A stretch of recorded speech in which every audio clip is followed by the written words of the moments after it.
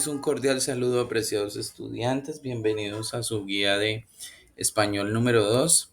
En este momento vamos a dar inicio a las orientaciones pertinentes. Bueno, aquí encontramos el contenido tanto de nuestra unidad 1, nuestra unidad 2 y todo lo concerniente a este módulo de la unidad 3 y unidad 4 que se divide. ¿Listo? Para que tengamos en cuenta.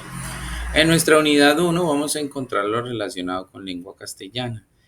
Iniciaremos una historia acerca de las lenguas antiguas, desde cuando se habla el español, el latino, la lengua latina y la pervivencia del latín y el nacimiento de algunos de los romances del latín vulgar, el mozárabe y la aparición del dialecto castellano. Todo esto tiene que ver con una parte histórica y lo que es la lengua y el lenguaje, que son dos aspectos que son diferentes para tenerlo en cuenta. Mucha gente los confunde.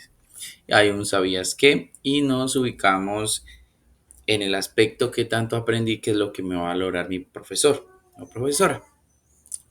La primera actividad es que vamos a elaborar un escrito donde manifestemos su percepción de la adquisición, aprendizaje y uso de la lengua española tanto a nivel personal como social. Entonces, ¿usted por qué percibe que aprender a hablar o escribir el español es importante en su vida personal y en su vida social? Entonces, a partir de ese escrito, usted va a brindar una perspectiva y va a manifestar lo que usted crea pertinente. Y dos, vamos a responder frente a los siguientes enunciados si son falsos o verdaderos. Hay dos enunciados, los cuales usted va a colocar si es falso o verdadero. En el punto 3 vamos a completar unas oraciones. Son dos oraciones y son tres palabras que vamos a completar. Luego vamos a entrar a la unidad 2 que comprende la gramática y la ortografía. Hay unos aspectos de la gramática, de la lingüística, de la parte fonética y fonológica, y hablamos de la parte de las sílabas. Encontramos monosílabas, bisílabas, trisílabas y polisílabas de acuerdo al número de sílabas que tenga una palabra por la cual están formadas. ¿Listo? Encontramos información relacionada con la parte de lo que es el dictongo, el trictongo y el acento de las palabras que lleva cada una de ellas. Vamos a ver la morfología, tanto de las palabras y todo eso, y las estructuras, cómo se componen, la parte de la semántica y todo lo relacionado también con el adjetivo. Ya habíamos abordado en nuestro módulo de español 1 algunos conceptos que tenemos aquí, adjetivos posesivos y todo eso, los grados de los adjetivos, los pronombres, hablamos del verbo que es la acción que realizamos y todo ello relacionado. Las preposiciones, las conjunciones, las interjecciones. Y a partir de toda esta información que nosotros tenemos, vamos a ubicarnos en el área de qué tanto aprendí. Uno, vamos a realizar un escrito donde comentemos un suceso que nos haya ocurrido, es decir, una situación que nos pasó. Fuimos a jugar, fuimos a bailar, fuimos a cantar, fuimos a cierto espacio de escenario, pero ¿qué es lo que vamos a tener en cuenta? Vamos a tener en cuenta verbos, sustantivos, adjetivos, adverbios, preposiciones, conjunciones, interjecciones y artículos, y vamos a hacer uso de ellos mismos para enriquecer y construir ese escrito. Dos, vamos a clasificar estas palabras de acuerdo a ello. Reloj, ¿qué sería una palabra? ¿Qué palabra sería? ¿Sí? Según su acento, un agudo, una grave, una esdrújula o sobreesdrújula. Y ahí vamos dándonos cuenta y clasificamos. Tres, vamos a completar los espacios que están en blanco de acuerdo al artículo determinado o indeterminado que le corresponde. Y cuatro, vamos a clasificar esos sustantivos comunes y propios que se encuentran a continuación.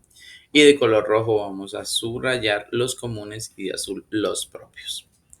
Y vamos a elegir el mejor adjetivo de la lista para los sustantivos que se encuentran. Niñas, que podrían ser. Y le vamos colocando las niñas, vamos a ubicarlas que serían delicadas, producto que comestible. Y así vamos organizando de acuerdo a eso. Nos encontramos ya en la unidad número 3 que va relacionada a la parte de la literatura y vamos a hablar sobre esa literatura medieval, sobre esos géneros medievales, y aquí hay una serie de observaciones y hay una literatura renacentista.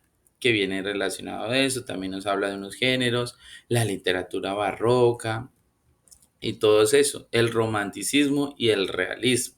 Mire, en nuestra primera guía de Español 1 observamos a María y aquí la encontramos reflejada, que es una de las novelas más románticas e importantes del siglo XIX.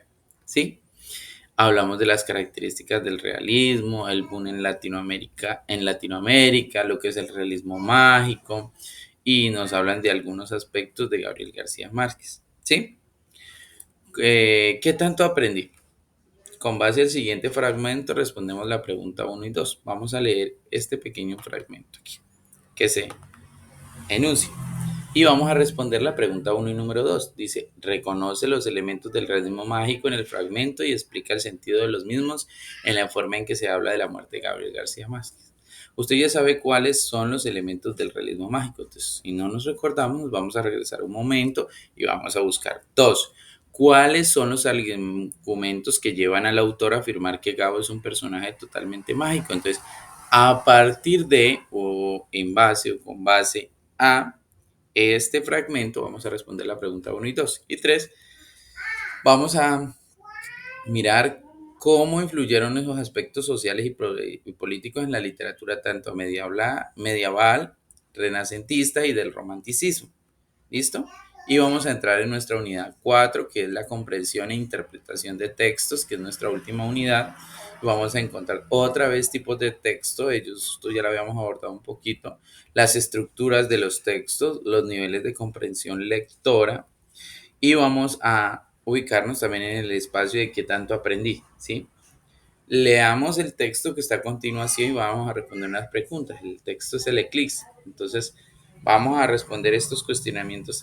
¿Quién era Fray Bartolomé Arrazola y qué hacía en Guatemala? ¿Dónde se perdió Fray? ¿Quiénes le rodeaban cuando despertó? ¿Cuál era su actitud hacia la muerte? ¿Qué querían hacer los indígenas? ¿Cuántos años había vivido Fray? Finalmente, ¿qué le pasó a Fray? Y explique el título del cuento y escribe un resumen del cuento. Y eso sería todo lo relacionado a nuestra guía de español número 2. Muchos éxitos y bendiciones.